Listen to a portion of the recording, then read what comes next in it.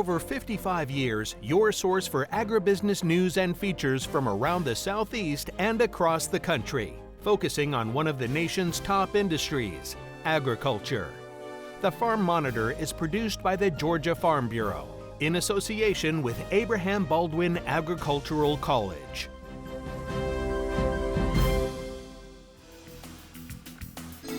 Well, hey there, good to see you again, and welcome to an all-new edition of the Farm Monitor. Jennifer Parson holding things down this week while Ray's away from the desk on assignment.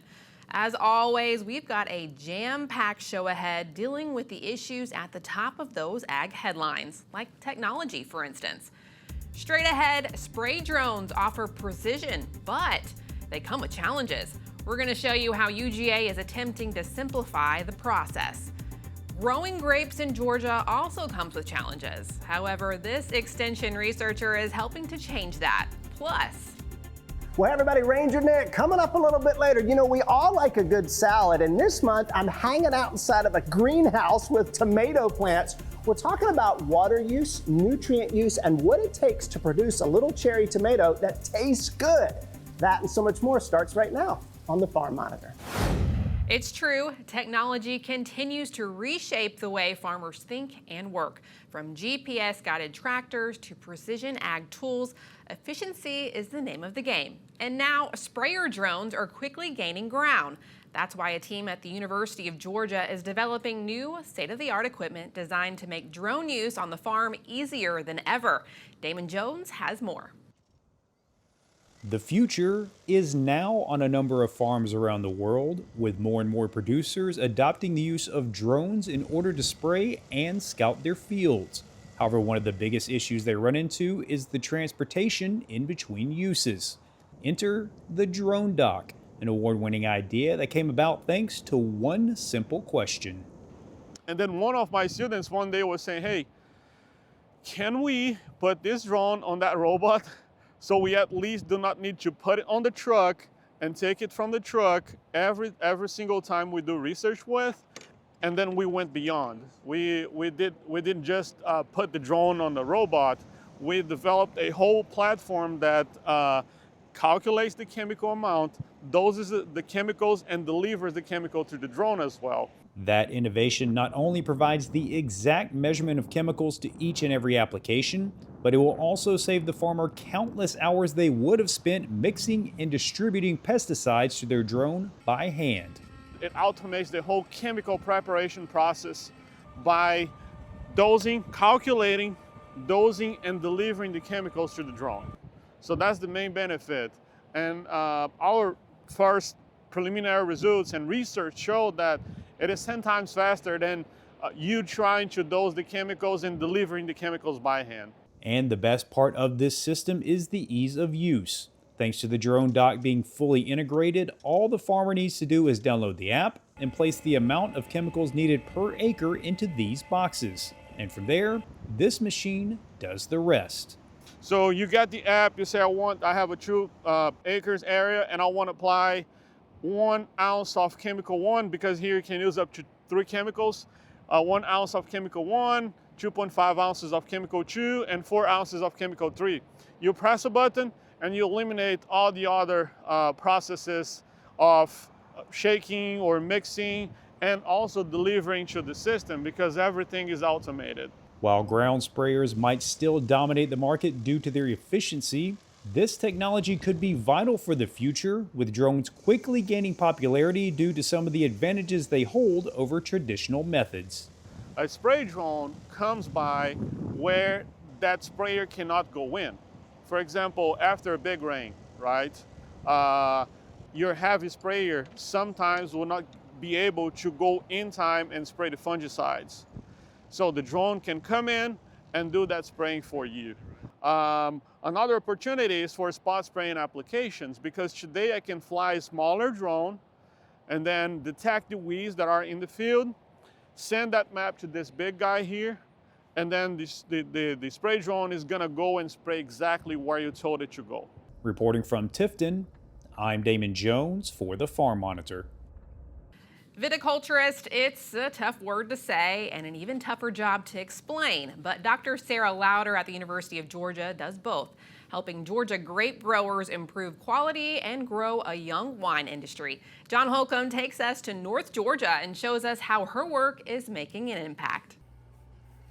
From the rolling hills of North Georgia to vineyards across the state, grapes are becoming an increasingly important part of Georgia agriculture.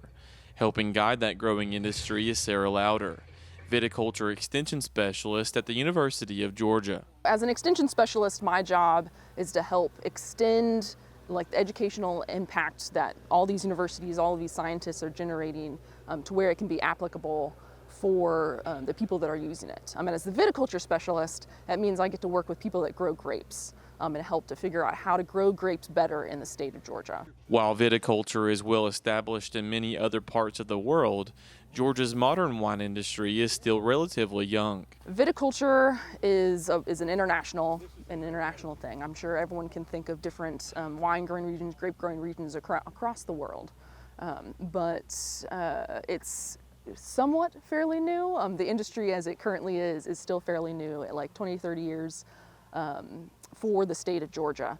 And grapes can be pretty intensive. They're vines that grow in the ground that you're trying to trellis up to train up onto these trellises. There are a lot of different diseases and pests that you need to manage in order to make sure that you can get a quality grape. As well as it's formed into these wines, which is an added value product, and so you can get a lot of money. So there's a lot of interest in helping to make sure that those grapes are just the best quality grapes that can produce the best quality wines that can really express the region that they're coming from. Growing grapes, however, is far from simple, which is where extension support becomes critical, especially when growers are facing real-time challenges. It takes a lot of work to get these vines in the ground. And so sometimes these growers are working and they're like, all right, now I have questions about how I do this. And so that's where I get to come in and the other people that I work with to help make sure that we can help and support these growers do a better job doing what they're doing. In the last few years, Georgia's wine industry has seen rapid growth that's translating into real economic impact, driven in part by agritourism. The wine industry has seen a real boom, which I think it's driven as part of the agritourism business, that we grow grapes that people want the experience of being able to go out to a winery and have some wine that's been grown on site, been made on site, and just enjoy a beautiful day out in the mountains of Georgia, where you can sit around and enjoy the mountains and also get to enjoy a nice Georgia grown product. For Lauder, grapes are a unique crop, both challenging and full of opportunity. Grapes are a really, really cool crop to work with, and one of the reasons is they are perennials. They are in the vine. You're hoping that these vines are going to stay in your vineyard. They're going to grow and produce for, many, many, many years. Reporting in LJ for the Farm Monitor, I'm John Holcomb. Well, hey everybody, Ranger Nick. Coming up after the break, no, this isn't a fancy curling iron or t-shirt press. This is actually used to determine how efficiently a tomato plant is working to produce the sweet cherry tomatoes that we all love. I'll explain after the break.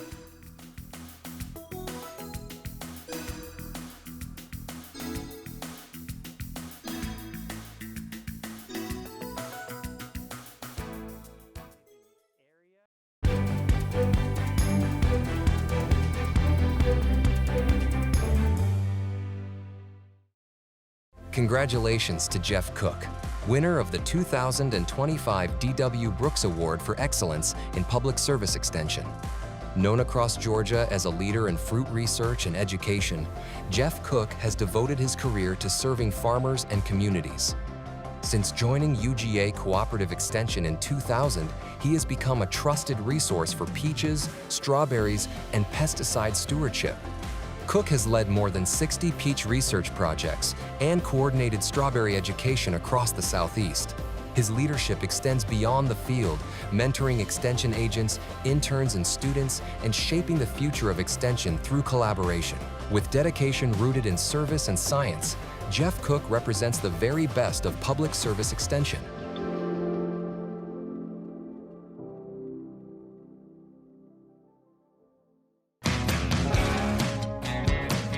Holding a juvenile Juro spider.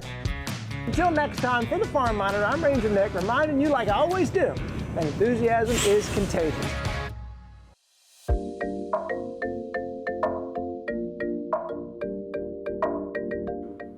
here we are this month, Athens, Georgia, inside a teaching greenhouse, and I get an opportunity to hang around some tomato plants and Dr. Ferrarese. Good to see you, Doc. Good to see you too. Oh, thank you so much for spending some time. So here's what we want to do now. Let's talk about this individual tomato plant. I know you have a particular interest in tomatoes and controlled environment ag. What are you interested in this tomato plant specifically?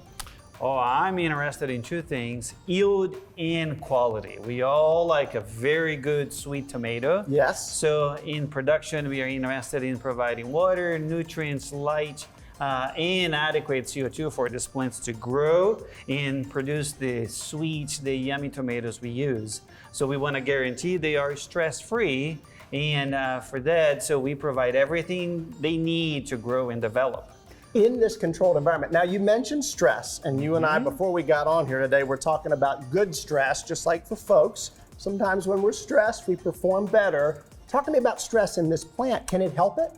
You can, to a certain point. Okay. You know, like us human beings, right? So a little bit of stress make us perform well, make us actually adapt quickly. So with plants is the same thing. So we want the plants to realize that basically they need to grow, develop, produce fruit. So when the stress is too deep, so basically what happens is there are a series of physiological mechanisms that then reduce yield and change the quality. So we want to guarantee that we offset the stress by using a multitude of different techniques. One of them, bacteria that can help plants cope with a water stress, for example. Interesting. And you can control that in a greenhouse. And what I want to do now is I want to travel into the lab and I want to talk about water use efficiency with these plants and how you're measuring that. And kind of what I'm interested in is the taste of those little cherry tomatoes and all that stuff. So let's travel into the lab and let's bring that to the folks now.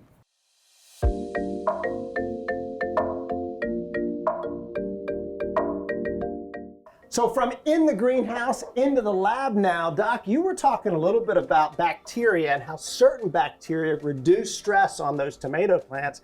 I'm interested in how you measure that kind of stuff. And we're in the lab now. What are we measuring with this machine? It looks like you're gonna chomp something there. Yes, I am. Actually, this is a photosynthesis infrared gas analyzer. So basically that quantifies how much photosynthesis, the transpiration of this model plant in here. So we have a pothos plant, and basically it indicates the amount of sugars this plant is producing over this particular leaf area, as you can see here. So then we do translate this into the photosynthetic rate of the plant and how much the yield and the quality can translate into that. Well, that's interesting because we only have a certain amount of space in a greenhouse. So the amount of space on the leaf then translates into the plant. And so let's talk about, when you said leaf area, how do you measure that? Is that what's over here? We have a nice machine in here that's a leaf area meter. Cool. As the name says, so basically we zero the machine, we pick a plant leaf and we put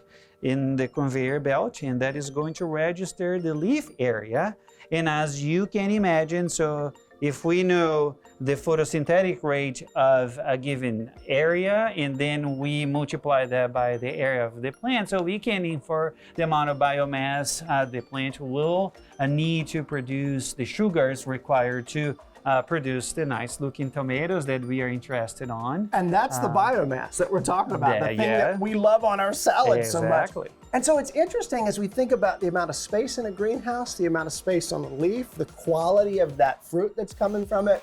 What I want to do now is talk about how do you measure the taste, the quality in an objective way? Because what's sweet to you might not be sweet to me. So let's go there next and end with this idea of quality.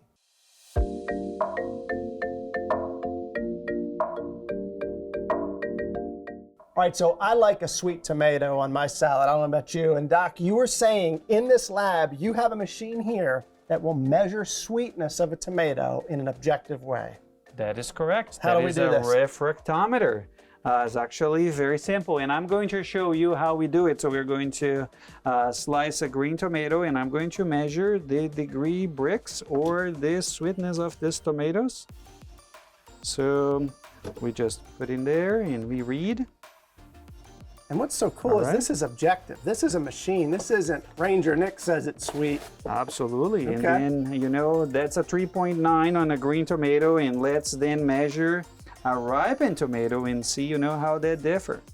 And you are going to see something really cool, which is the fact why we love sweet tomatoes. You see a 5.9. So it is almost twice sweeter when it's ripened than when it's green. So the overall goal of us producers is to produce a lot of tomato, and tomato that is sweet enough for us to enjoy in our, dishes and all of that. The kind of thing I like. And talk to us for reference purposes. What would a common household item that has sugar in it be on this machine? Like, let's say, orange juice. Oh, orange juice, the minimum is 8 degree Brix or percent. So basically highlights that these tomatoes are not as sweet as our morning sweet orange juice that we have, but then it's getting there as the time passes and it ripens. Interesting. This is such a neat technique to talk about. Students are doing this at the University of Georgia. Awesome. Absolutely. It's so cool. I can't thank you enough for today. Thank you so much. I hope you all You're enjoyed welcome. this too. Learned a lot about food and food production and this idea of stress, good stress. Hope you've enjoyed it. You know what to do.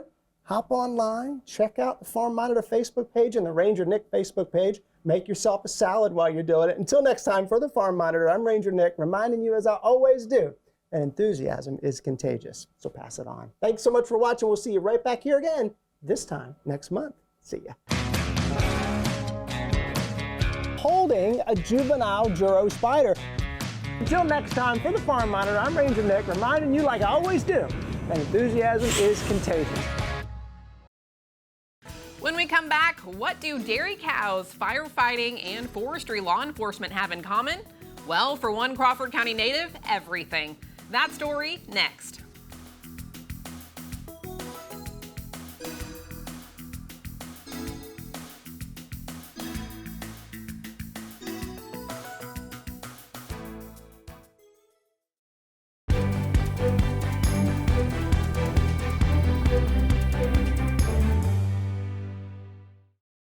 Finally this week, his roots run deep in Crawford County, but his responsibility now stretches across the entire state.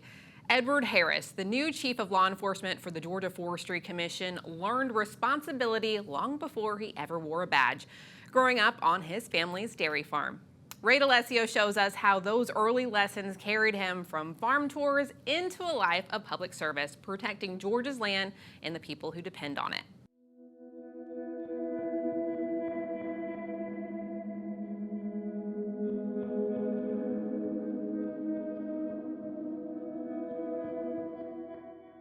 Before there was a badge, there were chores. Before the title of chief, there was the farm. John Harris, or Edward as he's known back home, grew up in Crawford County where red dirt and hard work weren't just part of the land, they were part of life. What was it like growing up around your family's dairy farm, being around all that? Any memory that you recall that kind of really shaped who you are today? It was a blessing to grow up on the family dairy. And the memory that really stands out to me was the family that's always up here working. My grandfather, my grandmother, both my uncles, my cousins, every day. You know, it's just memories of spending time with them, playing in the yard as a kid, playing down in the creek bottoms, playing in the pond, fishing. So that's the greatest memories is just spending time with family, getting to grow up with them. Responsibility. It's always been the Harris way. Edward's late grandfather, Charlie Frank Harris, left a legacy that still echoes across Crawford County, through Farm Bureau, through neighbors, most of all, through the example he set. He was a man of faith, and he's never been a really materialistic thing, and he put his faith in God to make sure that the family was taken care of, that the farm thrived, and that really stood out to me. He never worried about anything that I saw growing up. He never raised his voice. He never had a temper. He always had a smile. He welcomed anybody from the community up here on the farm, and that just really stood out to how big of a humble of a person he was, that he just relied on faith and friends and family. Yeah, and I talk about that family legacy, Edward. How much did that legacy play a role in you wanting to become president of the Crawford County Farm Bureau? Well, it definitely played a huge role in it because I saw the impact that he had, and growing up around him and growing up on the farm and the family, they was always involved. So, of course, there was many late night meetings when I was a little kid, going to Jekyll Island to the conventions, just growing up in it. I knew that this was a path that I kind of wanted to follow. And with my father being a full-time farmer for several years along with him, I knew that farming is, was in my blood. So I wanted to live on that lifestyle, that tradition. And that's the main thing, was tradition. I want to keep that going. And I'm already raising my daughter up, kind of following that same path as well, and I would love to see the tradition carry on to a 5th generation.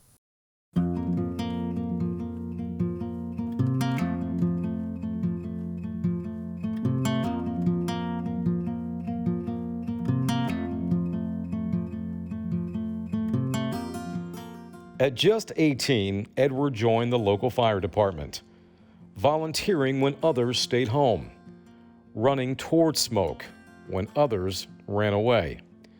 A choice that would quietly shape his future. Initially, I wanted to be a game warden, so that was my initial interest, was to be outside, be in nature, and also with the fire department side, that's public safety as well. So that's what struck my interest in public safety law enforcement. And today, nearly 2 decades later, those lessons led him to his current role, to this moment, to this badge, as Georgia's new chief of law enforcement for the Georgia Forestry Commission. His path began with motor carrier patrols on Georgia highways, then deeper into the woods, investigating timber thefts and protecting landowners. Now, he leads the men and women tasked with safeguarding 25 million acres of forest. Now that you're chief, what are some of your priorities that you really want to focus on? A lot of the priorities I want to focus on now is trying to give back to the community. We already do the wildland fire investigations. We enforce the timber laws of the state of Georgia. And one thing that I would like to do is try to see us get more into the emergency response, helping the Department of Public Safety, helping DNR, get back in these communities after natural disasters and let them know that yes, we are law enforcement, but we're also here to help this community that's affected. Ask him why he does it, and Edward points back here, to Crawford County, to the dairy farm, the firehouse, and the family who shaped him. Well, I like to joke and tell everybody I got 2 full-time jobs. And so I got the Georgia Forestry during the day, during the week, and when I get off, it's come find something to do, whether it's mowing pastures, or if it's hay season, cutting, baling hay, or checking on newborn calves. There's always something to do. So a lot of afternoons and weekends is dedicated to the farm. And I joke with people and say, this is my relaxing place. This is where I decompress. This is where I want to be.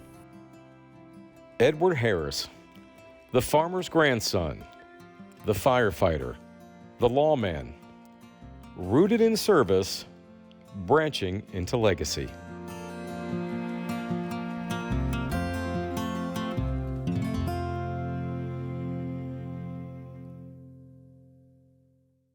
Again, that was Ray D'Alessio reporting. Unfortunately, that's our show for this week. From all of us here at the program to all of you, thanks so much for watching, and we'll see you again real soon for another Farm Monitor. Have a great week.